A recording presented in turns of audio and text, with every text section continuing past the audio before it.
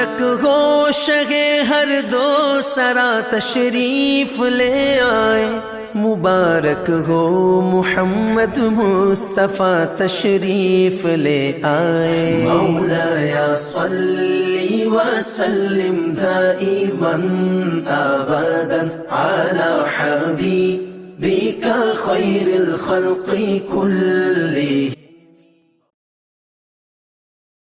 تمہیں چاہیے جو جنت، تو بس ایک کام کر لو۔ تمہیں چاہیے جو جنت، تو بس ایک کام کر لو، تو بس ایک کام کر لو۔ ابھی تم درود پڑھ لو، ابھی اپنے نام کر لو، ابھی تم درود۔ یہ حضور کی غلامی بڑے کام کی ہے جا، یہ حضور کی غلامی بڑے کام کی ہے ایجاد، اور جسے چاہو اس جہاں میں اسے تم غلام کر لو، جسے چاہو اس جہاں میں یہ حضور کی غلامی بڑے کام کی ہے یاد۔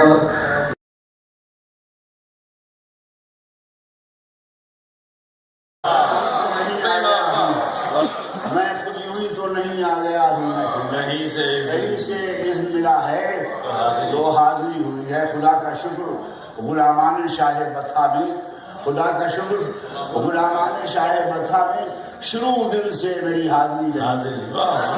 خدا کا شکر غلامان شاہ بطحہ میں شروع دل سے میری حاضری لگی ہوئی ہے۔ مجھے یقین ہے وہ آئیں گے وقت آخر بھی، مجھے یقین ہے وہ آئیں گے وقت آخر بھی۔ میں کہہ سکوں گا زیارت ابھی ابھی ہوئی ہے، میں کہہ سکوں گا زیارت ابھی ابھی ہوئی ہے۔ اور یہ سر اٹھائے جو میں جا رہا ہوں جانب خلد، یہ سر اٹھائے جو میں جا رہا ہوں جانب خلد، میرے لیے میرے آقا نے بات کی ہے، میرے لیے میرے آقا نے بات کی ہے۔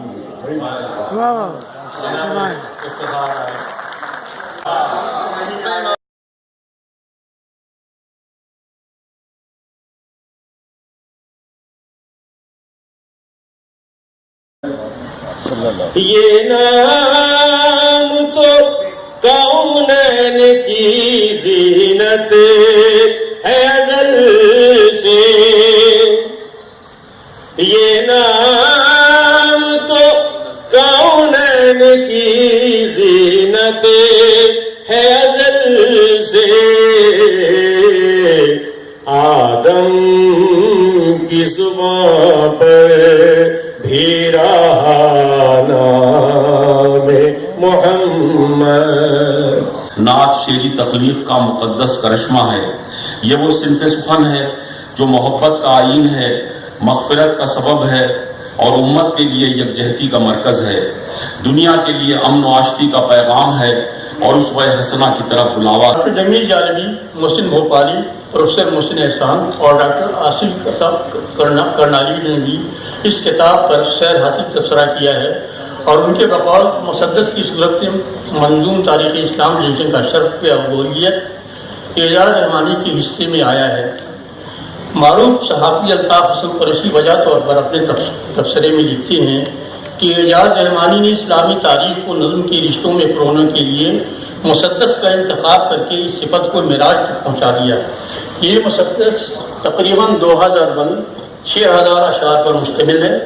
جب ہم پورے شعری مجموعے پر نظر ڈالتے ہیں تو محاسن فن خوبصورت شعری جمالیات، جذبہ ایمان کی سچائی اور حضرت صلی اللہ علیہ وسلم سے سچی اور دائمی محبت کی جھلک نمایاں طور پر نظر آتی ہے۔